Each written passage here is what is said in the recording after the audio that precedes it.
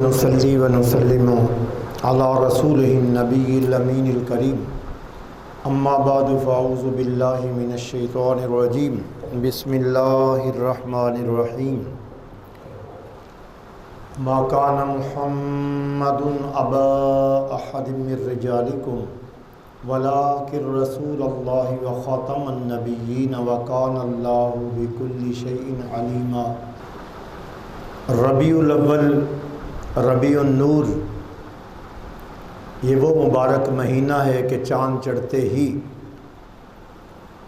مسلمان خوشیوں میں نہال ہو جاتے ہیں۔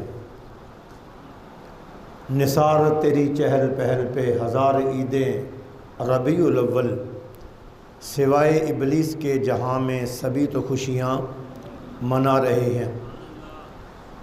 مجھے آپ کی انتظامیہ کمیٹی کے توسط سے 12 روزہ ان محفلوں میں سے آج کی محفل میں ختم نبوت کے موضوع پر خطاب کی دعوت دی گئی ہے۔ ایک بہت اچھا طریقہ ہے کہ آپ خطیب کو ایک موضوع دے دیں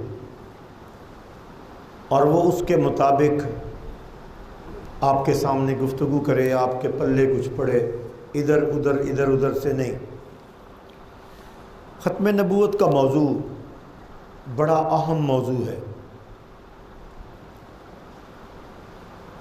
میرے پاس ٹائم صرف آدھا گھنٹہ ہے۔ اس آدھے گھنٹے کے اندر اگر دیکھا جائے تو صرف اس موضوع کا تعارف کروایا جا سکتا ہے کہ یہ موضوع ہے کیا، پھر اس کی ضرورت اور اہمیت جو ہے اس کو میں بیان کروں، پھر اصل موضوع کی طرف آؤں، لیکن ایسا نہیں ہوگا، اتنا ٹائم نہیں ہے۔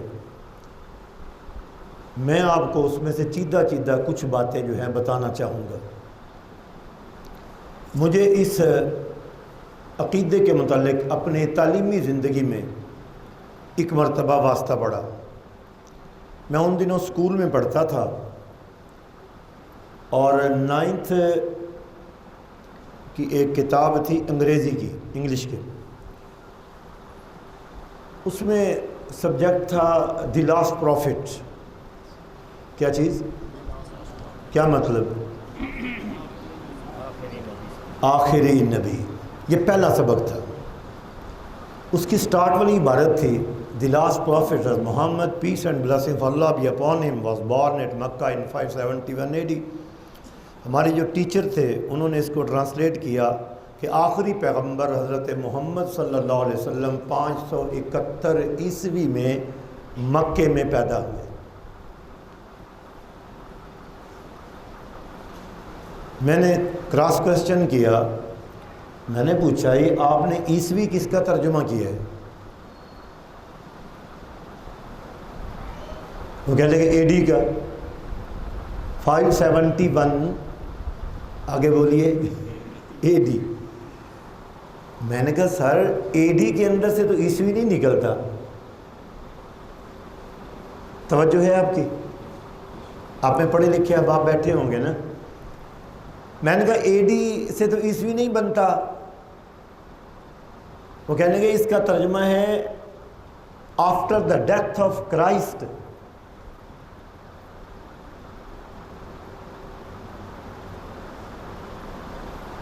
اب اس کا ترجمہ آپ لوگ سمجھ گئے۔ After the death of Christ کا مطلب ہے کہ حضرت عیسیٰ علیہ السلام کی وفات کے 571 سال بعد ہمارے آخری پیغمبر جناب محمد مصطفیٰ صلی اللہ علیہ وسلم پیدا ہوئے۔ اب یہ بات میں کر رہا ہوں گورنمنٹ ہائی اسکول شیخو پورہ کی، وہ اسکول جو 1928 میں قائم ہے۔ اندرا گاندھی کا خاندان اس اسکول سے پڑھا ہوا تھا۔ بہت بڑا ہمارا سٹاف تھا، 1500 کے قریب طلبہ تھے۔ اس سکول کے اندر یہ پڑھایا جا رہا ہے کہ عیسیٰ علیہ السلام کی وفات کے 571 سال بعد۔ مجھے بڑا جھٹکا لگا اور میں نے کہا ہم نے تو گھر میں یہ پڑھا ہوا ہے کہ حضرت عیسیٰ علیہ السلام نے وفات نہیں پائی۔ آپ زندہ آسمانوں پر اٹھائے گئے ہیں، کیا آپ کا بھی یہی عقیدہ ہے؟ دیکھیں موضوع کا آغاز یہاں سے ہوتا ہے. ہمیں پڑھانے کی کوشش کی جا رہی تھی، وہاں پر اے ڈی کا ترجمہ کر رہے تھے آفٹر دا ڈیتھ آف، بولنے کے نہیں بولنے پڑھے لکھ کے بیٹھے تھوڑے کو سنڈا واپس لے لینی ہے میں. After the death of Christ, اچھا کرسٹ بھی کہتے ہیں، کرسٹ سے پھر آگے کرسچن ہے، لیکن اس کا صحیح تلفظ جو ہے وہ میں بول رہا ہوں کرائسٹ. اچھا اب میں نے سوچا کسی کتاب میں لکھا ہوگا، میں نے ان کو کہا بھائی یہ تو ہم نے تو یہ پڑھا ہوا ہے، ہمیں تو قرآن مجید میں یہ بتایا گیا ہے کہ یہودی جو تھے انہوں نے یہ کلیم کیا، دعویٰ کیا کہ انا قتلنا المسیح عیسیٰ ابن مریم، کہ ہم نے عیسیٰ ابن مریم کو قتل کر دیا ہے. اللہ فرماتے ہیں اس وجہ سے یہ کافر ہیں، انہوں نے کفر کیا ہے. ایک نبی کو قتل کرنے کا یہ کلیم کر رہے ہیں، دعویٰ کر رہے ہیں، جبکہ اللہ پاک نے فرمایا کہ وما قتلوہ وما صلبوہ، نہ انہوں نے ان کو قتل کیا ہے اور نہ ہی ان کو انہوں نے پھانسی دی ہے. اب یہ قرآن مجید کی آیتیں ہیں، میں وہاں سے پڑھ رہا ہوں. میں نے کہا ہم نے تو یہ پڑھا ہے. میرے والد محترم حضرت علامہ مولانا مفتی محمد یوسف رحمۃ اللہ تعالی علیہ وصال فرما گئے، سید ابو البرکات صاحب حزب الاحناف والے، سید ابو البرکات رحمۃ اللہ علیہ جو کہ امام احمد رضا خان بریلوی علیہ رحمت کے خلفاء میں سے ہیں، وہ پیر سید دیدار علی شاہ صاحب کے صاحبزادے، وہ جنہوں نے غازی علم دین شہید کا جنازہ پڑھایا تھا. ذرا میں تعارف اس لیے کروا دیا کہ آپ کو پتہ چلے. تو مفتی محمد یوسف رحمۃ اللہ علیہ، میں نے ان سے جو پڑھا، ہمارے گھر میں کھاتے وقت پیتے وقت اٹھتے بیٹھتے قرآن کی آیتیں چلتی تھی. اور میں نے کہا ہم نے تو یہ پڑھا ہے کہ وما قتلوہ وما صلبوہ. اب صاحب آپ نے تو میرا ساتھ دینا ہے نا، نہ انہوں نے ان کو قتل کیا نہ انہوں نے ان کو بول پو پھانسی دی. اب یہ لفظ پھانسی، اس سے بھی میں وضاحت کرنا چاہتا ہوں کہ رولا کیا ہے. دیکھیے ہر ایک کرسچن اپنے گلے میں ایک چھوٹی سی سلیب ڈالتا ہے، اسے یہ کراس کہتے ہیں. کیا کہتے ہیں؟ کراس. ان کا عقیدہ یہ ہے کہ انسان چونکہ گنہگار پیدا ہوا، جب گناہوں کی حد ہو گئی تو اللہ نے کیا کہا، خود اللہ معاذ اللہ بیٹا بن کے آیا. دیکھیے آپ بات کو سمجھیے گا نا تو تب مزہ آئے گا. اللہ خود کیا بن کے آیا؟ بیٹا. اور سارے نوع انسانی کی طرف سے پھانسی پہ چڑھ گیا تاکہ تمہارے گناہ معاف ہو جائے. عقیدے کا نہ سر نہ پاؤں. بندہ پوچھے کہ گناہ تم نے کیے اور پھانسی پہ چڑھ جائے کون؟ خدا کا بیٹا. تو تمہارے گناہ کیسے معاف ہوں گے؟ یہ عجیب و غریب عقیدہ انہوں نے گھڑ لیا. اب ہوا کیا تھا کہ یہودی لوگ یہ خلاف تھے حضرت عیسیٰ علیہ السلام کے. جب یہ ان کے خلاف تھے، یہ ان کے خلاف تھے، بہت کچھ انہوں نے پروپیگنڈے کیے، پولیس کے ذریعے ان کو گرفتار کرنے لگے تاکہ مقدمے چلا کر ان کو پھانسی پہ چڑھائیں. وہ میں شارٹلی اس کو لوں، انہوں نے ان کے مکان کو گھیر لیا. اور اللہ پاک نے کیا کیا؟ اللہ پاک نے جس نے جاسوسی کا وعدہ کیا تھا کہ میں جاسوسی کروں گا، جب پولیس اندر آئے گی میں مینشن کروں گا کہ یہ ہے عیسیٰ، اللہ نے اسی پر عیسیٰ علیہ السلام کی شکل ڈال دی. عیسیٰ علیہ السلام کو مکان کے روشن دان سے اوپر آسمانوں پہ اٹھا لیا. قرآن پاک کہتا ہے وما قتلوہ یقینا بل رفعہ اللہ الیہ، انہوں نے یقیناً ان کو قتل نہیں کیا بلکہ اللہ نے ان کو اپنی طرف، بولو گے تو جان چھٹے گی، اوپر اٹھا لیا. آپ ختم نبوت پر گفتگو سننا چاہتے ہیں، بیس اس کی بتا رہا ہوں کہ یہاں پر ڈاکہ کہاں ڈالا گیا ہے، سن کہاں لگائی گئی ہے. میں نے ان کی کھوج لگانے کی اس وقت سے میں نے کوشش کی یہ کیا کر رہے ہیں، سازش ہمارے ساتھ کیا ہو رہی ہے. اچھا اب عیسیٰ علیہ السلام کو تو اٹھا لیا، لیکن جس نے بدبختی کی تھی کہ میں پولیس کے ساتھ مل کر میں یہ کام کروں گا، آپ اندر آئیں گے تو میں منشن کروں گا کہ یہ ہیں عیسیٰ اور تم ان کو پکڑ لینا، اللہ نے اسی پر شکل ڈال دی، کس کی؟ یہ بچے سمجھ رہے ہیں بات کو؟ اللہ تو قادر ہے نا، اللہ نے اس کی شکل عیسیٰ جیسی بنا دی۔ اب پولیس نے آ کر اس کو پکڑ لیا، کھینچ کے لے جا رہی ہے، وہ کہنا میں تھوڑا اپنا بندہ جے، مینوں نہ اگر تو ہمارا اپنا ہے تو بتا پھر عیسیٰ کدھر گئے؟ پکڑ کے لے گئے، ان کو مختلف عدالتوں میں گھماتے پھراتے بالآخر انہوں نے صلیب پہ لٹکا دیا۔ لیکن سمجھ خود بھی نہ آئی کہ اگر یہ عیسیٰ ہے تو ہمارا بندہ کدھر گیا، اور اگر یہ وہ ہمارے والے بندہ ہے تو عیسیٰ کدھر گئے؟ یہودیوں کو اس بات کی سمجھ نہیں آئی۔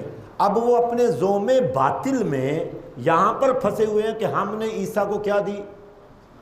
پھانسی دی، جبکہ اللہ نے ان کو اوپر اٹھا لیا۔ بات کو سمجھیے گا کہ اصل مسئلہ کیا ہے۔ انہوں نے اب کیا کیا؟ بعد میں کئی سو سال کے عقیدہ گھڑا کہ انسان گنہگار پیدا ہوا، اللہ نے بیٹا بن کے آ کے تو سارے انسانوں کی طرف سے کیا کر دی؟ پھانسی لگ گیا خود ہی، اور سب کا کیا ہو گیا؟ کفارہ ہو گیا۔ یہ ان کا عقیدہ ہے۔ میرے پاس چونکہ ٹائم بہت قلیل سا ہے، تھوڑا سا وقت ہے، عشاء کے بعد کا ٹائم ہوتا تو میں کھل کر بولتا۔ اب رولا سنیے کیا ہے، اور رولا یہ ہے کہ جب ادھر دعویٰ کیا مرزا غلام احمد قادیانی نے کس چیز کا؟ کہ میں عیسیٰ موعود، مسیح موعود ہوں۔ اس سے پہلے دعویٰ کر چکا تھا کہ میں مہدی موعود ہوں، پھر اس نے کہا کہ میں مسیح موعود ہوں، پھر اس نے کہا کہ میں ذلی نبی ہوں، پھر کہنے کا میں بروزی نبی ہوں، کہنے کا میں محمد کا عکس ہوں، پھر کہنے کا میں ہی محمد ہوں۔ معاذ اللہ، یہ اس نے کئی سارے بندر کی طرح اچھل کود کی ہے، بہت سارے سٹیپ لیے ہیں۔ اس شارٹ ٹائم میں آپ کو میں کیا بتاؤں؟ یہ اس دور میں اس نے ادھر نبوت کا دعویٰ کیا تھا جب انگریز کی حکومت تھی، نہ آپ کی عدالت تھی، نہ آپ کی پولیس تھی، نہ آپ کا آئین تھا۔ پینل کوڈ بنا ہوا تھا کن کا؟ انگریزوں کا، لارڈ میکالے کا۔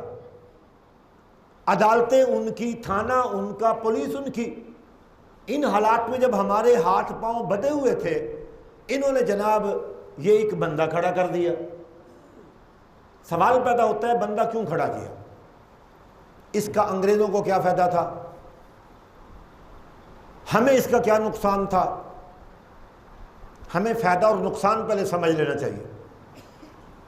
یاد رکھنا کہ اس وقت آئے دن مسلمان جو تھے اپنی کھوئی ہوئی سلطنت، اقتدار، اس کو حاصل کرنے کی کیا کر رہے تھے؟ کوشش، جد و جہد، ان انگریزوں کی غلامی سے نکلنے کی جد و جہد کر رہے تھے۔ اس جد و جہد میں ہمیں جو امید کی کرن نظر آتی تھی من حیث الامت، یا تو وہ امام مہدی تھے جو ہماری حدیثوں میں روایت کیا گیا کہ جب امام حسن مجتبی کی اولاد میں، سیدہ فاطمہ زہرا کی اولاد میں، دنیا کے آخر میں، ہم آخر کا یقینی تو پتہ نہیں کہ یہ آخری زمانہ ہے کیا ہے، اس کے بعد کیا ہوگا، اس کے بعد کیا ہوگا، تو اللہ جانتا ہے۔ امت کے آخر میں ایسا ہوگا کہ امام حسن مجتبی کی اولاد میں، سیدہ فاطمہ زہرا کی اولاد میں، امام حسن مجتبی کی اولاد میں ایک امام پیدا ہوگا جس کا نام ہوگا محمد، باپ کا نام ہوگا عبداللہ، مدینہ طیبہ میں پیدا ہوں گے، اور مکہ المکرمہ میں ان کا اعلان خلافت ہوگا۔ پھر اولیاء کرام اس زمانے کے جو اولیاء ہوں گے وہ آ کر ان کے ہاتھ پر کیا کریں گے؟ بیعت کریں گے۔ حضور فرماتے ہیں کہ جس طرح زمین ظلم و جور سے بھری ہوگی، اس خلیفے اور امام کے آنے کے بعد وہ عدل اور انصاف سے بھر جائے گی، عدل اور انصاف سے بھر جائے گی۔ شیر بکری ایک گھاٹ پہ پانی پئیں گے، وہ زمانہ آئے گا کہ کوئی کسی کو نقصان نہیں پہنچائے گا. وہ زمانہ آئے گا کہ یہ ساری حکومتیں امریکہ، برطانیہ، Australia, Germany, France, Russia, China وغیرہ سب ختم ہو جائیں گے. توحید کا جھنڈا پوری دنیا پہ ایک دفعہ لہرائے گا. یہ وہ زمانہ ہوگا کہ دجال کا ظہور ہوگا اور پھر اس کو قتل کرنے کے لیے اللہ پاک آسمان سے مدد نازل کرے گا، اور وہ عیسیٰ علیہ السلام کی شکل میں ہوگی. عیسیٰ علیہ السلام آ کر کیا کریں گے؟ عیسیٰ علیہ السلام آ کر دجال کو قتل کریں گے. پوری زمین پر اسلام کا جھنڈا لہرائے گا. میں یہ مختصر سی آپ کو سٹوری جو ہے اندر کی وہ بتا دی. اب انہوں نے اس سارے عقیدے کو ختم کرنے کے لیے، مسلمانوں میں مایوسی پھیلانے کے لیے، اور جو لوگ جہاد کے لیے علم بلند کرتے تھے، کافروں اور جو مسلط ہمارے اوپر ہوتے ان سے آزادی کے لیے کوشش کر رہے تھے، اس کے لیے ضروری تھا کہ یہ جو جہاد کے احکام ہیں ان کو معطل کیا جائے، اسلام کے قوانین میں ترمیم کی جائے، بلکہ ترمیمیں کی جائیں. بات کو سمجھ رہے ہو؟ یہ ترمیمیں علماء نہیں کر سکتے تھے، پروفیسر نہیں کر سکتے تھے، ڈاکٹر نہیں کر سکتے تھے، ٹیچر نہیں کر سکتے تھے، یہ اسمبلیاں نہیں کر سکتی تھی، یہ وزیر اعظم یا صدر نہیں کر سکتے تھے، نہ مسلمان ان کو مانتے. اس کے لیے ضرورت تھی ایک نبی کی. بات کو سمجھے گا. اور نبی بھی کیسا؟ نبی بھی ایک ایسا نبی ہو کہ جس پر وحی اترتی ہو اور وہ شرع کے جو احکام ہیں ان میں رد و بدل کر سکے. ختم نبوت کا عقیدہ آپ کے پورے دین کی حفاظت کرتا ہے. سارے فرائض، واجبات، سنن، مستحبات، مکروہات، مفسدات، محرمات، یہ ساری جو پٹڑیاں بچھائی ہوئی ہیں آخری نبی صلی اللہ علیہ وسلم نے، ان کی یہ حفاظت کرتا ہے ختم نبوت کا عقیدہ. اگر اس میں کوئی ڈاکہ مار لے اور سن لگا لے تو نتیجہ کیا نکلے گا؟ پھر نتیجہ یہ نکلے گا کہ وہ جیسے چاہے شرع کو تروڑ مروڑ کے تمہارے سامنے پیش کر دے. وہ کہے گا کہ میرے اوپر وحی اترتی ہے، اللہ پاک نے اب یہ حکم دے دیا، اللہ نے یہ حکم دیا. تمہارے پاس کون سی کسوٹی ہے جس پر پرکھ کر تم اس کے جو باتیں ہیں اس کو سچ یا جھوٹ جانو گے؟ ہے کوئی کسوٹی؟ کہاں سے ٹیلی کرو گے؟ تم کہو گے یہ قرآن یہ کہتا ہے، وہ کہے جی اس میں ترمیم ہو گئی. تم کہو گے حدیث یہ کہتے ہیں، اور میں نبی ہوں اس میں ترمیم ہو گئی ہے، اب میرے اوپر یہ وحی نازل ہوئی ہے. وہ کہے کہ جیسے پہلے اس میں ترمیمیں ہوتی رہی تھی تو اب میرے ذریعے ترمیم ہو گئی. جیسے دیکھو کہ مرزا غلام احمد قادیانی نے کیا کیا، اس نے آ کر جہاد کے احکام کو اٹھایا، کہنے کہ اب تلوار سے جہاد کا زمانہ گیا، اب قلم کے جہاد کا زمانہ ہے. مراد یہ تھی کہ انگریز بادشاہ جو ادھر آ کر بیٹھا ہے اس کے ساتھ اب کوئی جنگ کا سوچے بھی نہ. بات کی سمجھ آ رہی ہے؟ انگریز کو ضرورت اس کی یہ تھی، اچھا سارے جہان سے مسلمانوں کے ہاں سے جہاد کیا کر دو، ختم کر دو. اور آپ کو پتہ ہے مرزا غلام احمد قادیانی جو تھا بدبخت، اس نے حج نہیں کیا، اس نے حج نہیں کیا، اس نے عمرہ بھی نہیں کیا، یہ کبھی مدینہ طیبہ بھی نہیں گیا. اب یہ بھی ایک طریقہ تھا. اس سے پہلے بھی ایک فرقہ ہے انہوں نے حج کو معطل کیا ہوا تھا. اب یہ حج کو تو معطل نہیں کیا جا سکتا تھا، قرآن پاک کی آیت تھی کیا، ان اول بیت وضع للناس للذی ببکۃ مبارکا وہدی للعالمین فیہ آیات بینات مقام ابراہیم ومن دخلہ کان آمنا وللہ علی الناس حج البیت من استطاع الیہ سبیلا.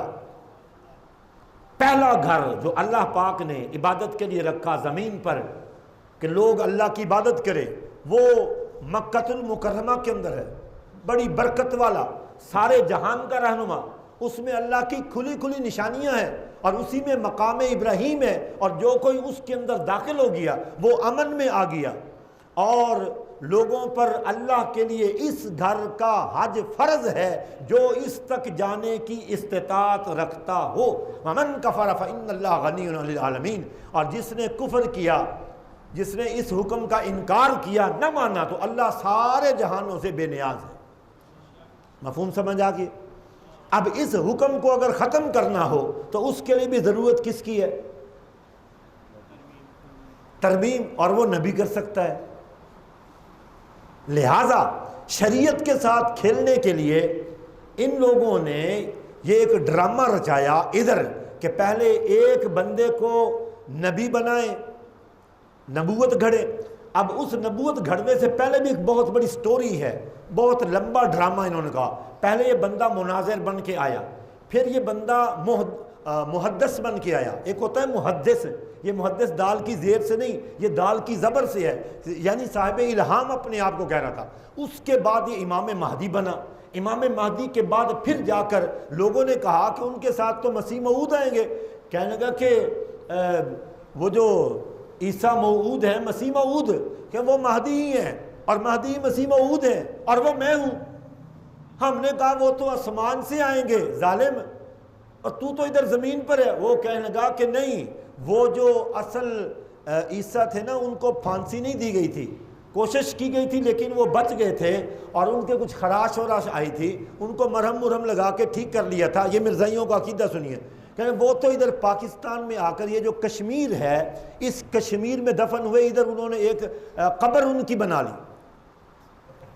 یہ مقبوضہ کشمیر ہے نا، اس میں مرزائی ایک قبر کو یہ خیال کرتے ہیں کہ یہ عیسیٰ علیہ السلام کی قبر ہے، تاکہ وہ جو اس سے پوچھتے ہیں وہ تو آسمان سے آئیں گے، تاکہ اس عقیدے کو کاٹ دیا جائے۔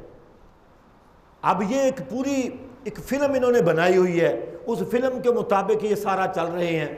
مقصد ایک ہی ہے کہ حضور علیہ السلام کی جو لائی ہوئی شریعت ہے، اس کے اندر کسی طرح ترمیم کرنے کا ان کے پاس کیا آ جائے، بولے اختیار آ جائے، اور امت محمدی کو پٹڑی سے اتارے۔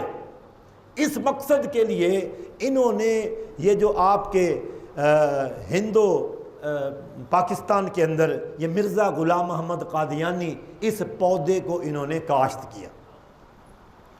یہ میں نے آپ کو بالکل شارٹلی ایک چیز بیان کی، اس پر اس زمانے کے علماء نے بہت ہی زیادہ شد و مد کے ساتھ مزاحمت کی، اور اس کے پاؤں لگنے نہیں دیے۔ لیکن ہم نہ تو اس کے خلاف مقدمہ درج کر سکتے تھے، کیونکہ قانون پینل کوڈ 511 دفعات پر مشتمل ہے، انگریز لارڈ میکالے کا بنایا ہوا، اس میں تو کوئی ایسی بات ہی نہیں تھی۔ وہاں پر آپ کے پاس کل 4 دفعات ہیں جو انہوں نے مذہب کی رکھی ہے، 295، یہ بھی یاد رکھیے، 296، 297 اور 298۔ اب انگریزوں نے اس میں کہیں بھی نبی پاک علیہ السلام کی بے ادبی گستاخی، صحابہ کرام کی بے ادبی گستاخی، یا قرآن کی بے ادبی گستاخی، یا اہل بیت طہار کی بے ادبی گستاخی، یا حضور علیہ السلام کی ختم نبوت کے حوالے سے کوئی شک وک نہیں رکھی تھی۔ ان کو غرض تھی تو صرف اس لیے کہ کہیں ہندو، سکھ، عیسائی، مسلمان آپس میں ادھر جھگڑا نہ کریں۔ یہ 4 شکیں جو تھی ان کے لیے تھی۔ یہ بعد کی بات ہے، 295 اے کی ترمیم، 295 بی کی ترمیم، 295 سی کی ترمیم، جس میں ہم نے حضور علیہ السلام کی بے ادبی گستاخی کے حوالے سے چیزیں، یہ اے بی سی بعد میں ڈالی گئی ہے، بات کو سمجھے۔ اور 298 کے ساتھ جو شکے ہیں، جس میں صحابہ کرام، اہل بیت طہار اور مساجد، یہ اذان، یہ کلمہ، اس کی حفاظت کی جو ہے نا شکیں، یہ بعد میں ڈالی ہیں۔ اور آپ کو یہ بتا دوں، یہ آسان نہیں ڈلی۔ آپ لاہور میں بیٹھے ہیں، آسان نہیں ڈلی۔ اس کے لیے پاکستان میں 10,000 افراد نے قربانی دی ہے، ان کی لاشیں خون میں نہا گئی تھی۔ سب سے زیادہ لاہور والوں نے قربانی دی، سینکڑوں کے حساب سے مسلمان ادھر شہید کیے گئے تھے۔ 1953 کی تحریک میں، 1953 کی جو تحریک چلی تھی، اس میں ختم نبوت کی تحریک جو تھی، یہ قادیانی لوگ جو تھے، انہوں نے کہا تھا کہ بلوچستان کو الگ ایک ریاست بنا لیا جائے اور یہ مرزائی ریاست ہوگی۔ اس وقت تحریک چلائی علماء نے، اور کراچی سے لے کر اور گلگت تک، کوئٹے سے لے کر لاہور، لاہور سے کوئٹے تک، سارے پاکستان میں تحریک چلی۔ لیکن اس وقت وزیر خارجہ جو تھا وہ مرزائی تھا۔ کون؟ ہاں جی چلو شکر ہے تسی بیٹھے ہو بچ میری قیمت تسی پا دیتی تقریر دی.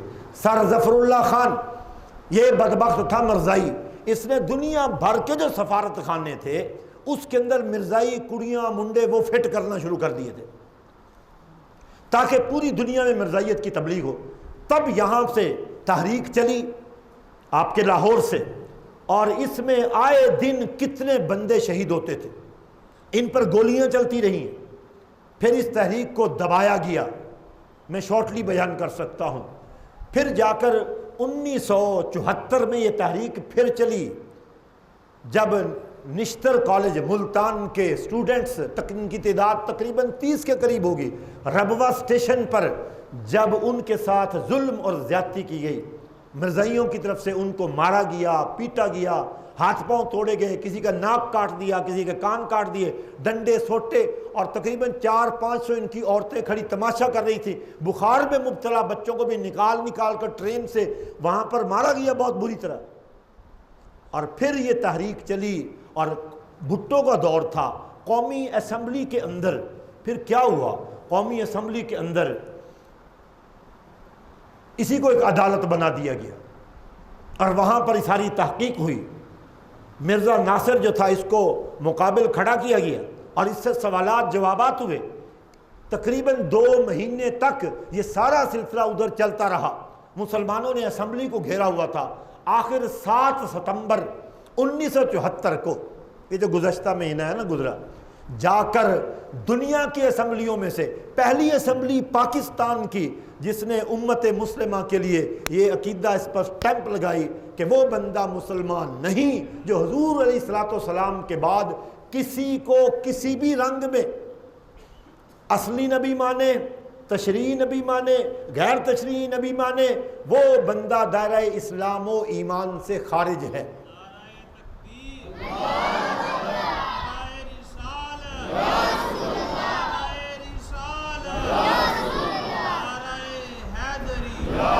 میرے دوستو، میں نے کہا تھا میں تو صرف اس کا ابھی تعارف کروا سکتا ہوں کہ یہ عقیدہ ہے کیا. میں نے اس کے مختلف خد و خال آپ کے سامنے رکھے تاکہ آپ کو ذرا اس کی شکل اور صورت کا اور اس کی اہمیت کا پتہ چلے عقیدہ کیا. اب آیت کریمہ سنیے. اچھا اس میں آپ کو بتاؤں کہ 10,000 افراد آپ میں سے لاہوریوں کے بہت ساری لاشوں کی لاشیں چھانگا مانگا کے جنگل میں دفن کی گئی لاوارث کر کے. آپ کو نہیں پتا اس کا. جو بوڑھے بابے بزرگ ہیں وہ اب ٹر گئے جن کو اس کہانی کا ساری کا پتہ تھا. ادھر بہت قربانیاں دی گئی تھی لاہور میں، کراچی میں بہت قربانیاں دی گئی ہیں. حضرات محترم، ہمارے تقریباً 2 لاکھ افراد جیلوں میں گئے تھے. یہ دفعہ یہ جو 298 ABC ہے نا، یہ ایسے ہی پینل کوڈ میں درج نہیں ہوئی. آپ لوگوں نے تو کبھی پڑھ کے نہیں اس کو دیکھا. اس کے لیے 10 لاکھ افراد متاثر ہوئے تھے. ایک کمانے والا بندہ پکڑ کے لے جائے نا آپ کے گھر سے پولیس، تو پیچھے جو کنبے کے تقریباً 9-10 افراد متاثر ہوتے ہیں. دکان پہ کون جائے گا، ملازمت پہ کون جائے گا، تنخواہ کہاں سے آئے گی، گھر کی سبزی روٹی کیسے چلے گی، مکان کا کرایہ بجلی گیس کا بل کون دے گا. اب وہ 2-2 3-3 مہینے 4-4 6-6 مہینے جیل میں پڑا رہے بیچارہ، تو کیا خاندان متاثر نہیں ہوں گے. یہ ساری قربانیاں یہ پاکستانیوں نے دی اور بالآخر 7 ستمبر 1974 کو مرزائیوں کو کافر ڈکلیئر کیا گیا. یہ معاملہ آسان نہیں تھا. پھر 10 سال بعد 1984 کے اندر میں پھر زندگی کا ایک واقعہ آپ کو بتانا چاہتا ہوں. ٹائم اینڈ پر آپ کو بتاؤں کہ پھر کیا ہوا. میں اور میرے والد محترم ہم ایک مرتبہ گوجرے میں سفر کر رہے تھے. نماز کا ٹائم ہوا، ہم ایک مسجد میں چلے گئے. اب مسجد تھی، اذان ہوئی، اذان تمہاری طرح ہی، مینار تھے اس کے، محراب تھے اس کے، صفیں بچھی ہوئی تھی. ہمیں کیا خبر یہ کون ہے کون نہیں ہے. ہم نماز عصر پڑھنے گئے. پھر جا کر اندر پتہ چلا کہ یہ مسلمانوں کی مسجد نہیں بلکہ بول رہے ہیں یہ قادیانیوں کی مسجد. میں لفظ مسجد اس لیے بولوں اس وقت پابندی نہیں تھی. اس کے لیے پھر بہت زیادہ تگ و دو کر کے اس پر پابندی لگائی کہ جب وہ مسلمان نہیں ہے تو اپنی عبادت گاہ کو مسجد کیسے قرار دیتے ہیں؟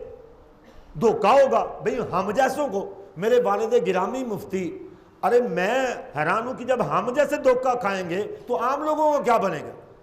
ایک پیپسی کی بوتل کوئی 2 نمبر بنا کے مارکیٹ میں لائے، کیا پیپسی کمپنی برداشت کرے گی؟ بولیں رکسونا، لکس، کوئی صابن اگر 2 نمبر بنا کے مارکیٹ میں بیچنا چاہے، ڈالڈا گھی 2 نمبر بیچنا چاہے، کیا یہ انگریز اجازت دیں گے؟ بولو، سارے چیخیں گے۔ تو میں کہتا ہوں کہ کوئی بندہ جو ہمارے ٹریڈ مارک سے، یہ مسجد ہماری عبادت گاہ ہے، آذان جب بھی بلند ہوگی ہم یہی سمجھیں گے کسی مسلمان کے عبادت گاہ سے آواز آ رہی ہے نماز کے لیے۔ تو اگر وہ جو کافر ہیں وہ بھی اذان پڑھیں، ان کی بھی مسجدیں ہوں، نہیں سمجھے، وہ بھی اپنی دکانوں میں کلمہ لکھے لا الہ الا اللہ محمد رسول اللہ، تو ہماری نوجوان نسل ہم دھوکہ کھائیں گے۔ وہ اپنے اصحاب کو کہیں رضی اللہ عنہ، وہ اہل بیت طہار کے لیے لفظ اہل بیت استعمال کرے، مرزے کی بیویوں کو ام المومنین کہا جائے۔ مجھے بتاؤ کہ تحریریں پڑھے ہمارے جوان، تو مجھے بتاؤ دھوکہ کھائیں گے کہ نہیں کھائیں گے؟ اس لیے 298 کے اندر یہ ساری ترمیمیں کی گئی اور ان کو بتایا گیا کہ بھئی یہ لوگ اپنی عبادت گاہ کو مسجد نہیں کہہ سکتے، مرزا غلام احمد قادیانی کی بیویوں کو ام المومنین نہیں کہا جا سکتا، مرزا غلام احمد قادیانی کے پاس بیٹھنے والے، اس پر جو یقین کرنے والے، ان کو صحابی نہیں کہا جا سکتا، اس کے گھر والوں کو اہل بیت نہیں کہا جا سکتا، یہ تمام اذان یہ نہیں پڑھ سکتے، یہ اپنی دکان پر کلمہ نہیں لکھ سکتے۔ ہر وہ علامت جس سے ظاہر ہو کہ یہ ٹریڈ مارک مسلمانوں کا یوز کر رہے ہیں، ہم اس کو یوز کرنے نہیں دیں گے۔ میرا خیال ہے کہ آپ کے ذہن میں ابھی اس کا ایک سکیچ سا بنا ہے کہ ختم نبوت کا معاملہ ہے کیا۔ ختم نبوت کا معاملہ ہے، میں نے کہا تھا کہ پہلے تو انٹروڈکشن ہوگی اس کی کہ آپ کو پتہ چلے کہ اصل رولا کیا ہے۔ ہم نے کروڑوں روپے لگا کے ایک کمپنی بنائی ہو، اس کی پھر ساکھ ہو، عزت ہو، ہم نے اتنے سارے اشتہار دیے ہو، سارا کچھ کیا ہو، ایک اپنی ویلیو بنائی ہو، 2 نمبر مال ہم نے کتنا واپس لیا ہو، ماڑا مال واپس لیا ہو، اس کو ہم نے پھینک دیا ہو، اور ہم نے نئے سرے سے ایک ایسی پروڈکٹ لانچ کی ہو۔ مجھے یہ بتائیے کہ اس پر آ کر ہمارے ٹریڈ مارک پر کوئی اور بندہ کاروبار کر کے اپنا مال بیچنے لگے، ہم بیچنے دیں گے؟ بولو، ہم تو نہیں بیچنے دیں گے، ہرگز نہیں بیچنے دیں گے، لڑیں گے، مریں گے، مقدمہ کریں گے۔ یہی ہمارا ان کے ساتھ مقدمہ ہے، یہ ہمارا ان کے ساتھ رولا ہے، لیکن اس حد تک کہ جب تک یہ غیر مسلم ریاستیں ہوں، لیکن اب تو مسلم ریاست ہے، مسلم ریاست کے اندر، بلکہ مسلم سے بھی ایک قدم آگے بڑھے، اس پاکستان کو کیا کہا جاتا ہے؟ اس کو مسلم نہیں بلکہ آگو سیاڑا بندہ ہی بیٹھا ہے، اسلامی ریاست۔ مسلم ریاست اور اسلامی ریاست میں فرق ہوتا ہے۔ مسلم ریاست جہاں مسلمان جمع ایک حکومت بنا لی، لیکن اسلامی ریاست وہ ہوتی ہے جو اسلام کی بیس پہ بنی ہو۔ پاکستان کا مطلب کیا؟ لا الہ الا اللہ محمد رسول اللہ، جہاں پر ریاست کا جو مذہب ہے ڈکلیئر کیا گیا ہو کہ اسلام ہوگا۔ ہماری اسمبلی میں قرآن و سنت کے خلاف کوئی چیز جو ہے وہ قانون پاس نہیں ہو سکے گا۔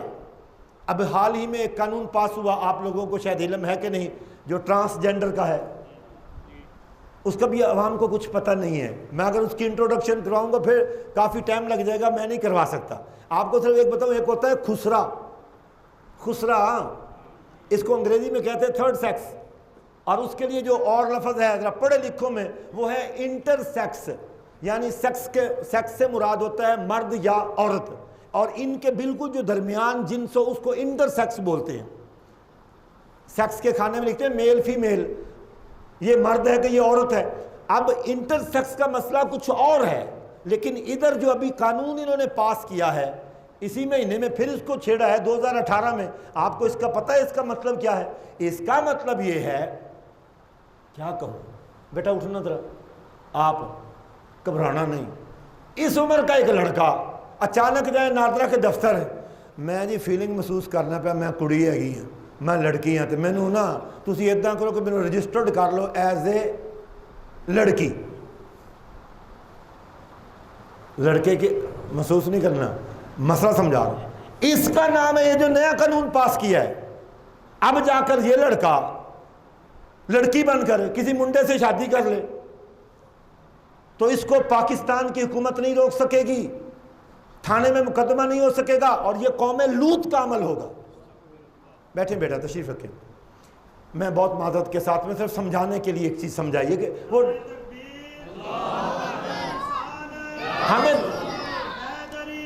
ہمیں دھوکہ دیتے ہیں۔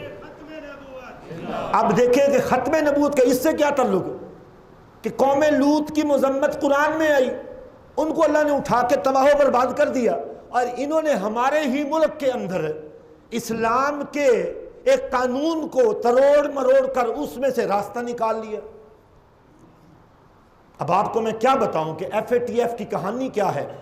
یہ جو گرے لسٹ میں تمہیں بڑی دیر تک رکھا تھا، وہ درے پردہ زیر زمین اس طرح کے قوانین جو تھے، جو 27 شرطیں رکھی ہوئی تھی، وہ تمہارے حکمرانوں سے ایستا ایستا ایستا وہ پوری کروا رہے تھے، تمہاری آنکھوں پہ کھوپے ڈال کے، مہنگائی کے، تمہاری آنکھوں پہ مہنگائی کے کھوپے ڈالے ہوئے تھے کہ مہنگائی بڑی ہے، انہوں کاٹ کرو، اور وہ کہتے تھے نہیں ہم کرنے دیں گے، وہ کہتے ہماری تجارت یہ وہ سب کچھ صحیح نہیں ہوگا، اندر سے یہ پاس کرو۔ تو یہ 2018 میں انہوں نے یہ قانون پاس کیا تھا، اور اس کا ختم نبوت سے کیا تعلق ہے؟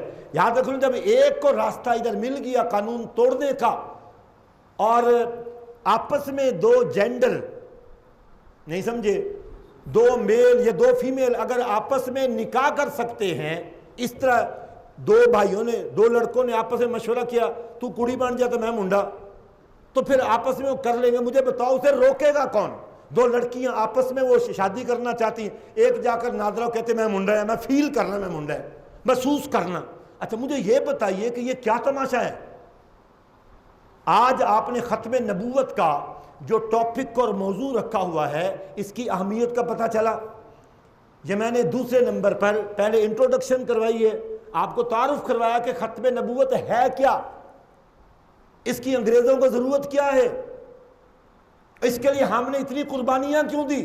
یہ شریعت محمدی کی حفاظت کے لیے ہے، یہ قرآن کی حفاظت کے لیے ہے، یہ سنت کی حفاظت کے لیے ہے، یہ آپ کی ساری فقہ کی حفاظت کے لیے ہے۔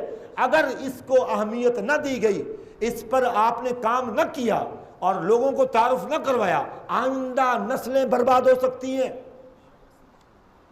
شریعت کی چھٹی ہو سکتی ہے۔ یہ وہی چیز ہے، ایک بہت بڑا ڈیم ہو، جیسے ہمارا تربیلا ڈیم ہے، اور کوئی چوہا کوئی اس طرح کی اس میں ایک چھوٹا سا سوراخ نیچے سے کرے تو تسی کول کھڑیا کھلا یار کچھ نہیں ہوندا، ایڈا بڑا ڈیم ہے۔ مجھے بتاؤ کہ اگر 1 انچ کا سوراخ ہو گیا، اس کا نتیجہ کیا نکلے گا؟ بولو، اس سے پانی نکلنا شروع ہوگا، وہ انچ والا ہو جائے گا پورا مغوڑا، پھر وہ پوری دیوار کو توڑ کے وہ سارے کا سارا ڈیم بہہ جائے گا، ارد گرد کی آبادیاں تباہ ہو جائیں گی، برباد ہو جائیں گی۔ انہوں نے کوشش کی پہلے چھوٹا سا سوراخ کرو، نہیں سمجھے، کسی کو پتہ ہی نہ چلے، آہستہ آہستہ کر کے پورے دین اسلام کی اس بلڈنگ کو، اس عمارت کو گرا دیا جائے۔ اور یہ سب کے دفاع کے لیے ایک بنیادی چیز ہے کہ وہ عقیدہ ختم نبوت، اس کی کیا کی جائے؟ حفاظت، کہ میرے پاک نبی کے بعد اب کوئی صاحب وحی قیامت تک نہیں آ سکتا۔ اس شریعت کے اندر ترمیم کا کسی کو حق نہیں ہے، نہ اسمبلی ترمیم کر سکتی ہے، نہ کوئی ایم پی ہے، نہ کوئی ایم این اے، نہ